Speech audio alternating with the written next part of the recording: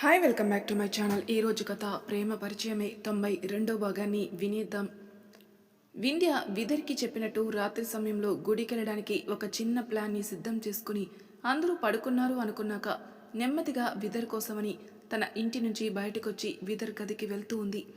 అయితే అలా దొంగచాటుగా నక్కి నక్కి వెళ్తున్న వింధ్య ఒకరి కంట్లో పడింది. కానీ తనకి ఆ విషయం తెలియక నేరుగా విదర్ ఉండే ఇంటికి పోయి ఫోన్ టార్చ్ లైట్ ఆన్ చేసుకుని విదర్ గదిలో పడేలా వేసింది. దానితో విదర్ బయటకొచ్చాడు. ఆ వ్యక్తి వీళ్ళిద్దరూ అలా రాత్రి సమయంలో కలుసుకోవడం చూసి ఆశ్చర్యపోయినా ఏం జరగబోతుందో, ఎందుకు ఈ సమయంలో కలిశారు అనుకొని చూస్తూ ఉంటే విదర్ చేతిలో బ్యాగ్ కనిపించింది. వింధ్య వెళ్దామా ఇక అని విదర్తో కలిసి అక్కడి నుంచి బయలుదేరింది. ఆ వ్యక్తి ఎక్కడికి వెళ్తున్నారు వీళ్ళు అనే సందేహంతో వాళ్ళని అనుకరించాడు. వింధ్య విదర్ని తీసుకుని గుడికెళ్తూ ఉంది. దారిలో వీళ్ళిద్దరిని అలా రాత్రి సమయంలో తిరగటం చూసిన ఒక కుక్క భౌ భౌ అంది. వింధ్య వెంటనే విదర్ని తీసుకుని ఆ రూట్ మార్చి ఇంకో రూట్లో గుడికి వెళ్ళసాగింది. దానితో విదర్ చేయి వింధ్య చేతిలో ఉంది. వీళ్ళని అనుసరిస్తూ ఉన్న వ్యక్తికి వింధ్య అలా తీసుకుని వెళ్ళటం విచిత్రంగా అనిపించింది. ఏం జరుగుతుందో, ఎక్కడికి వెళ్తున్నారు వీళ్ళు అనుకున్నాడు. మళ్ళీ ఇద్దరు గుడికెళ్లే దారికి వెళ్లడంతో ఆ వ్యక్తి గుడికెళ్తున్నారా, అది ఈ సమయంలోనా, పైగా వీళ్ళిద్దరూ అనుకుని వెనకే వెళ్తూ ఉన్నాడు. వింధ్య విదర్ గుడి దగ్గరకొచ్చారు. గుడి ముందు నిలబడి ఒక్కసారి చుట్టూ చూసుకున్నారు. వింధ్య ఎవరూ లేరు అనుకున్నాక ఇలారా అని విదర్ని ఓ పక్కకి తీసుకెళ్లి ఈ గోడ ఎక్కితే అటు ఈజీగా దిగేయచ్చు విదర్, ఎక్కేయ్ అంది. ఏంటి ఈ గోడ అన్నాడు పైకి చూస్తూ విదర్. నీకేంటబ్బా హైట్గా ఉన్నావుగా, ఎక్కు అంది వింధ్య. విదర్ ఒక లుక్ ఇచ్చి నేనేం తాటి చెట్టంత లేను, నీ మీద కొద్దిగా ఉన్నాను, ఆ మాత్రంకి అలా ఎలా ఎక్కేయగలను అని అన్నాడు. వింధ్య ఆహా అని ఒక చూపు చూసి 2 బండరాలని కాస్త నెట్టుకుని వచ్చి తెచ్చి అక్కడ వేసింది వింధ్య. విదర్ హే జాగ్రత్త అన్నాడు. పర్లేదులే నువ్వెక్కు అంది. అదేదో నువ్వే ఎక్కు అన్నాడు. నేను వీటి మీద ఎక్కినా ఇంకా ఎగరాలి, అదే నువ్వెక్కేవనుకో నేను ఎక్కేటప్పుడు నాకు కాస్త సపోర్ట్ ఇవ్వచ్చు, సో నువ్వు ఎక్కు అంది వింధ్య. విదర్ సరే నీ ఇష్టం అని ఎక్కి గోడపై కూర్చున్నాడు, వింధ్యకి సపోర్ట్ ఇద్దామన్నట్టు. వింధ్య ఆ రాళ్ళపై నించుని హలో లోనికి దిగు నేనెక్కుతాలే అంది. హెల్ప్ చేయాలన్నావు కదా అన్నాడు విదర్. నో ప్రాబ్లం నేను ఎక్కేస్తానబ్బా అని నెమ్మదిగా అందుకొని ఎలాగోలా గోడపైకి చేరింది వింధ్య. వాళ్ళిద్దరిని అలా గుడి లోపలికి దొంగచాటుగా వెళ్ళడం చూసిన ఆ వ్యక్తి ఎందుకు గుడిలోనికి వెళ్తున్నారో అర్థం కాక ఆలోచిస్తూ ఓ చెట్టు దగ్గర నిలబడ్డాడు. కానీ గుడిలోనికి వెళ్దామన్న ఆలోచన చేయలేదు. విదర్ ఆ గోడ నుంచి అటువైపుకి దిగిన తర్వాత మరెందుకు నన్ను ముందు ఎక్కమంది అనుకున్నాడు మనసులో. వింధ్య విదర్ పక్కన దూకి నిలబడుతూ తన మనసు చదివినట్టు, ఎందుకంటే అక్కడున్న ముళ్ళకంప పక్కనున్న అంటింతలు నా డ్రెస్కి అంటుతాయి, నేను ముందెక్కితే, అదే నువ్వెక్కితే నీకెలాగో అంటి ఉంటాయి కాబట్టి నాకు తక్కువ అంటుతాయి అని డ్రెస్సుకు పట్టిన అంటింతలను చూస్తూ విదర్ వైపే చూసింది. విదర్ అలానే చూస్తూ ఉంటే వింధ్య తలగరేసి డ్రెస్సుకి పట్టాయి సంతోషించు, చర్మంకి పడితే చీమ కుట్టినట్టే వదిలించుకోవడానికి కూడా ఉండదు అంది. నీతో చాలా జాగ్రత్తగా ఉండాలి, ముందు ఏమైనా ప్రమాదం ఉందని సందేహం వస్తే నన్నే తోస్తావు ముందుకి అని తన డ్రెస్సుకి పట్టిన వాటిని తీస్తూ ఉన్నాడు విదర్ కూడా. మరి అబ్బాయి కదా, ఆ మాత్రం ముందు ఉండాలి కదా అని నిలబడి గుడిని చూసి ఏముంటుందబ్బా ఈ గుడి కట్టడం, చీకటిలో సైతం గుడి ఆకారం కంటూ ఓ గుర్తింపు, గుడికి అంటూ ఓ తలుకుదనం అని ఒక చోటుకు వెళ్ళి కాస్త ఎగిరి అక్కడ కూర్చుని కాళ్ళు వేలాడేసి పైన కాచే వెన్నెలని చూస్తూ ఉంది వింధ్య. విదర్ ఆ అంటింతలు తులుపుకున్నాక తన దగ్గరున్న బ్యాగ్ తీసి కెమెరాని సెట్ చేస్తున్నాడు. ఇంతటి ప్రశాంతమైన వాతావరణం, ఈ చల్లని గాలి, అంత చక్కని వెన్నెలమ్మ, ఏంటో మనసుకి ఈ కొత్త అనుభూతి అనుకుని విదర్ వైపు చూస్తుంది వింధ్య. ఆ కాస్త గ్యాప్లోనే, అంటే వింధ్య కన్ను ఆ వెన్నెలపై నుంచి చూపు మరల్చి విదర్ వైపుకి తిప్పే క్షణంలోనే విదర్ వెనక ఎవరో కనిపించినట్టు కనిపించారు వింధ్యకి. తనకి ఒక్క నిమిషం అర్థం కాలేదు. ఒకవేళ రాత్రి అవడంతో తను అలా భ్రమపడ్డానేమో అనుకుని ఊరుకుంది. విదర్ అంతా సెట్ చేసుకుని తలెత్తాడు. వింధ్య చుట్టూ చూస్తోంది. ఇంతలో తన దగ్గరికి ఎవరో వచ్చినట్టు అనిపించి నెమ్మదిగా కళ్ళు ఒక్కటే తిప్పి చూస్తే వింధ్య ఎదురుగా వచ్చి తననే ఫోటో తీస్తాడు. వింధ్య ఓయ్ అని దిగి నన్ను తీస్తావేంటి అంది. ట్రయల్ ఎలా వస్తుందో అని వింధ్యతో చెప్పి ఫోటో చూద్దామని అటు చూశాడు విదర్. వింధ్య కూడా ఆ ఫోటో వైపు చూసింది. ఏదో ఆకారం వింధ్య వెనక కొవ్వొత్తి వెలుతురులా మెరిసినట్టు ఉంది ఆ ఫోటోలో. అది చూసిన ఇద్దరు ఒకరినొకరు చూసుకున్నారు. ప్రమాదంలో పడడానికి వచ్చాం అనుకుంటా విదర్ అంది చుట్టూ చూస్తూ వింధ్య.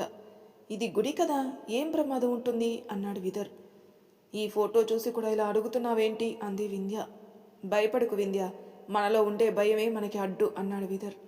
వింధ్య, కొలంలో పాముంది అంటే చుట్టుపక్కలకు కూర్చోడకుండా పరిగెత్తావు, అలాంటిది నువ్వు ఇలాంటి చెప్పకు అంది.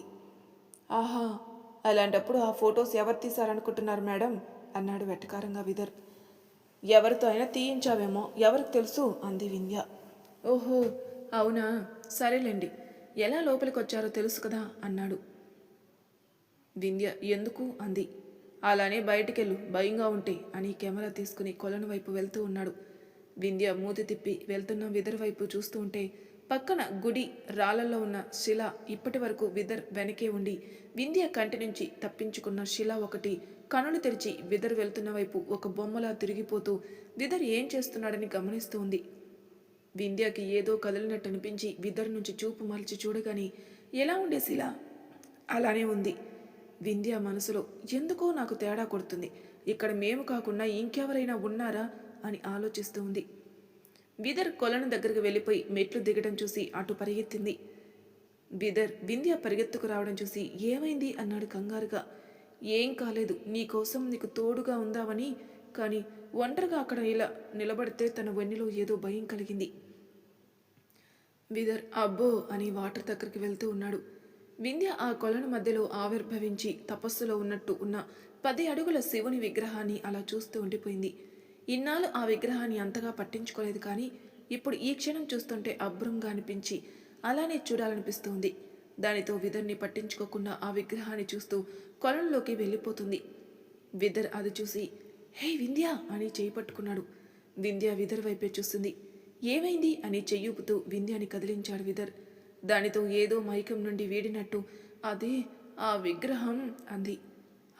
ఆ విగ్రహం అని అటు చూసిన చితాభస్మం పూసుకుని అఘోరలా ఉన్న ఆ నీల కంటుని వెన్నెల వెలుగులో చూడగానే చూస్తూనే ఉండాలనిపించింది విదర్కు కూడా. చెప్పాలంటే కాచే వెన్నెల ఆయన కొప్పులో ఉన్నట్టే కనిపించింది.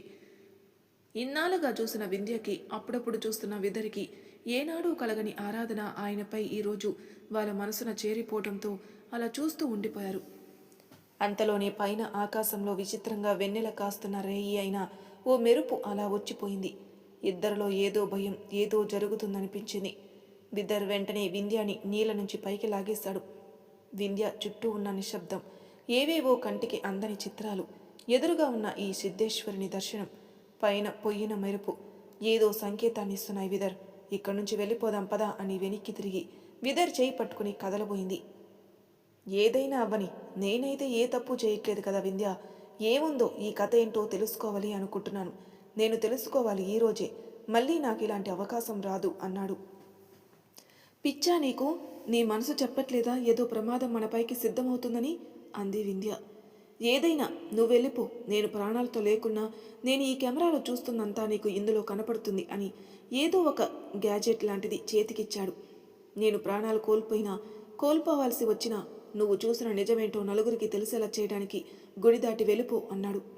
వద్దు విదర్ ప్లీజ్ అని అడుగుతుంది. ఎందుకంటే తన అమావాస్య రోజు ప్రాణాలు పోగొట్టుకునే స్థితికి వెళ్ళింది. అందువల్ల తనకి అర్థమైంది అక్కడ ఏదో మానవ శక్తికి మించింది ఏదో కంటికి కనపడకుండా ఉందని. అందుకే విదర్తో వెళ్ళిపోదామని చెప్తుంది వింధ్య. విదర్ వినడు. ఆ కొలంలోకి దిగడానికి సిద్ధమయ్యాడు. వింధ్య విదర్ చేయి పట్టుకుని నా మాట విను విదర్, వెళ్ళిపోదాం. ఒకవేళ ఇక్కడ కొలంలో ఉన్న ఆ నల్లటి పాముని ఎవరైనా దిగ్బంధం చేశారేమో, లోపల ఏదైనా నిధి ఉందేమో, దానికి కాపలా ఉందేమో, వెళ్తే ఏదైనా అవ్వచ్చేమో విదర్, వద్దు అంది. ప్లీజ్ వింధ్య, అది ఏదైనా నాకు ఈరోజు తెలియాలి, నేను తెలుసుకోవాలి అని తన చెయ్యి నెమ్మదిగా వదిలించుకొని వాటర్లోకి దిగాడు.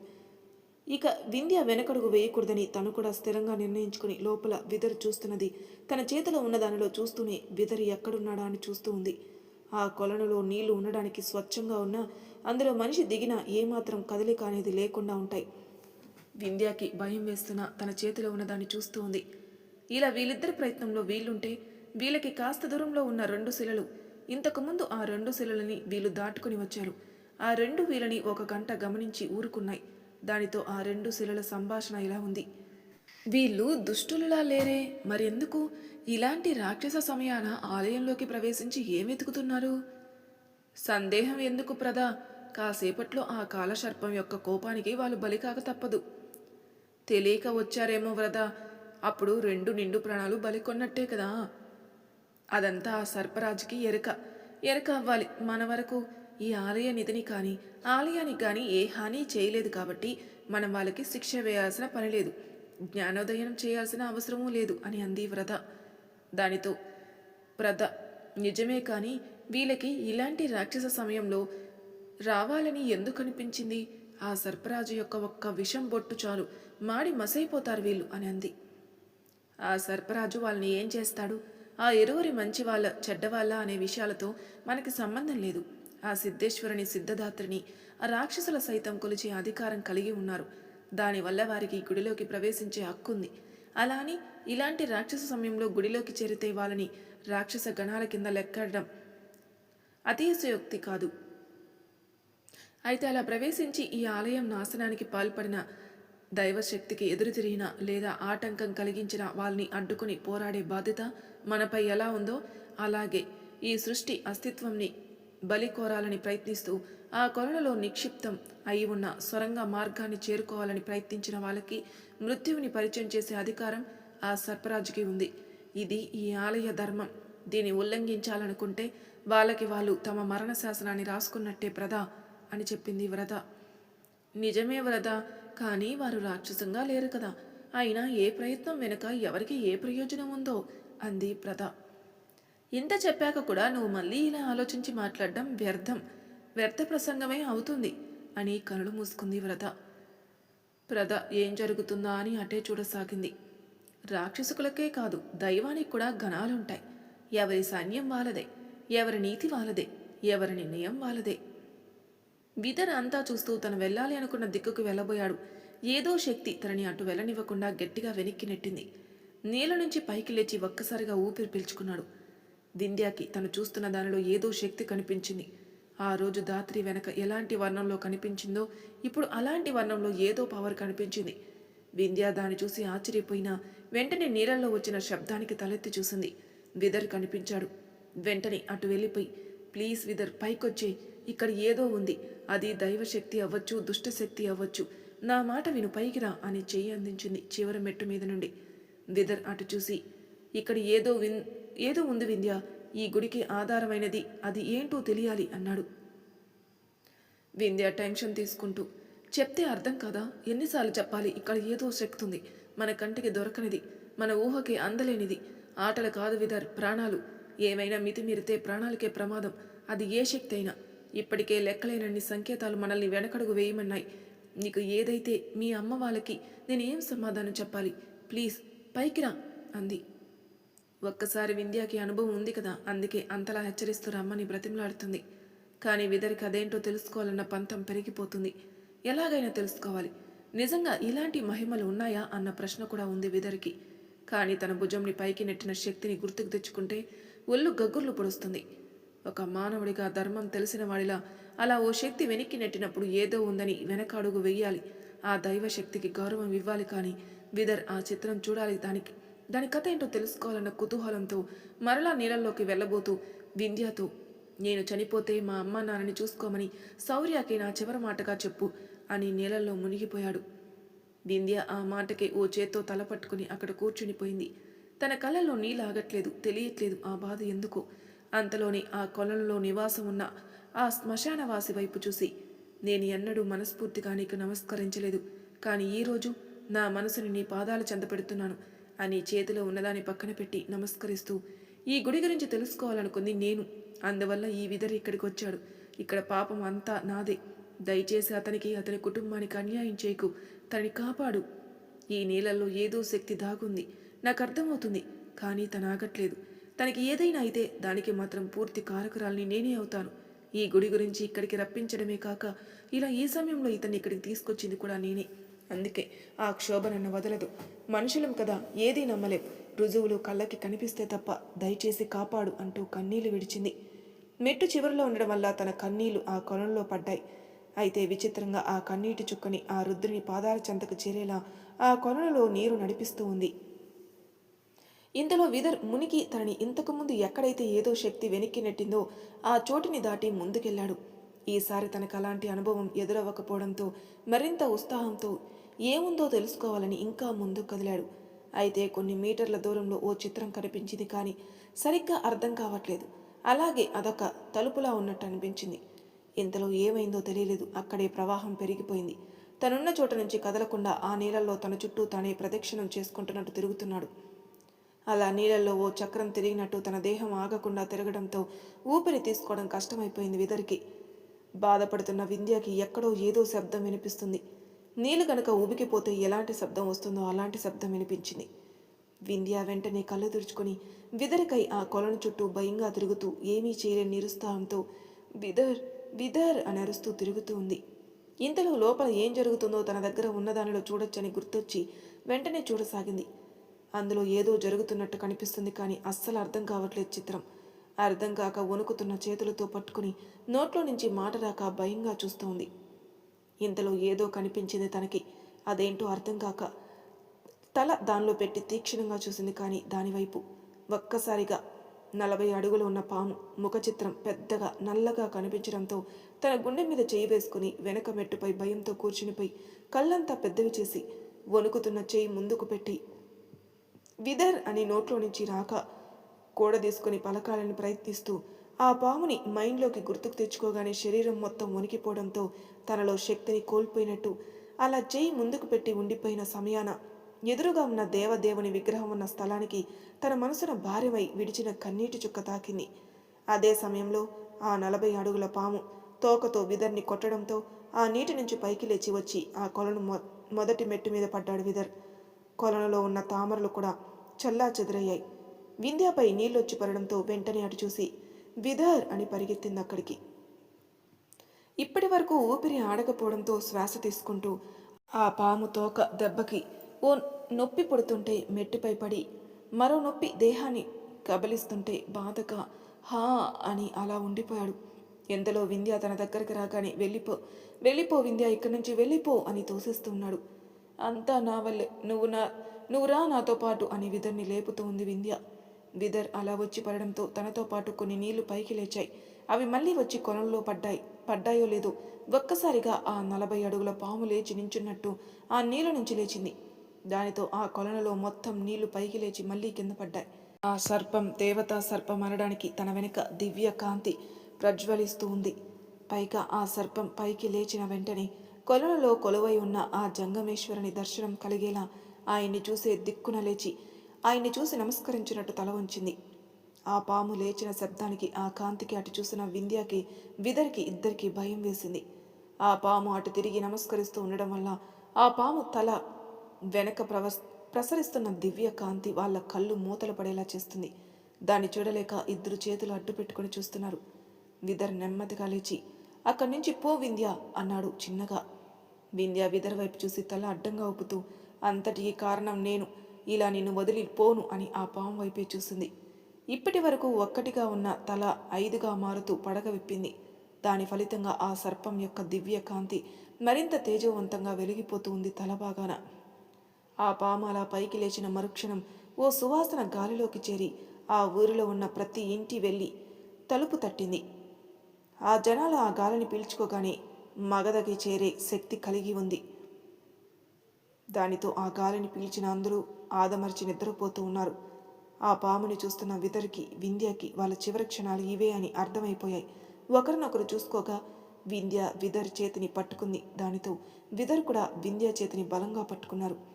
ఆ సర్పం ఆ సర్వేశ్వరునికి నమస్కరించి పడగ విప్పిన మరుక్షణం విపరీతమైన కోపంతో ఒక పెద్ద శబ్దం బుస్ అంటూ చేస్తూ వెనక్కి తిరిగింది. అంటే విదర్ వింధ్య ఉన్న వైపుకి. నెమ్మదిగా విదర్ని లేపుతూ వింధ్య పైకి లేచింది. 5 తలలుగా ఉన్న పాముని చూడగానే ఇద్దరిలో ఒక బెరుకు. కోపంతో ఉవ్విలూరుతున్న ఆ సర్పం వాళ్ళపై విషం చిమ్మేలా తన ఎర్రటి కోరల్ని బయటికి తెరిచింది. ఆ ఆకారాన్ని అలా చూసిన వారిద్దరూ ఒకరి చేతులు ఒకరు గట్టిగా పట్టుకుని ఉన్న తెలియని వణుకుకి గురయ్యారు. విదర్ చేతిని వింధ్య పట్టుకోకుండా ఉంటే దూరంగా తోసేసేవాడు. కానీ వింధ్య విదర్ చేతిని బలంగా పట్టుకుంది. ఆ సర్పం కోపంని చూసిన ఇద్దరూ ఇక ఇవే ఆఖరి క్షణాలు అనుకున్నారు. వాళ్ళే తప్పు చేశావేమో అనుకుని కనులు మూసుకుని తల వంచి నిలబడిపోయారు. ఆ సర్పం యొక్క రౌద్రాన్ని చూడలేక తాళలేక కూడా. 5 తలలతో పడగగా కూడి తన కోరలు తెరిచిన సర్పం కోపం చల్లారక తన ఎర్రటి కోరల నుంచి ఒక్కసారిగా వాళ్ళపైకి విషాన్ని చిమ్మేసింది. మరి తర్వాయి భాగంలో ఏం జరగబోతుందో నెక్స్ట్ తెలుసుకుందాం. అంతవరకు నా ఛానల్ సబ్స్క్రైబ్ చేయని వాళ్ళు ప్లీజ్ సబ్స్క్రైబ్ చేసుకోండి. లైక్ చేసి షేర్ చేయండి. మీ అభిప్రాయాలు నాకు కామెంట్ రూపంలో తెలియచేయండి. Thank you for listening.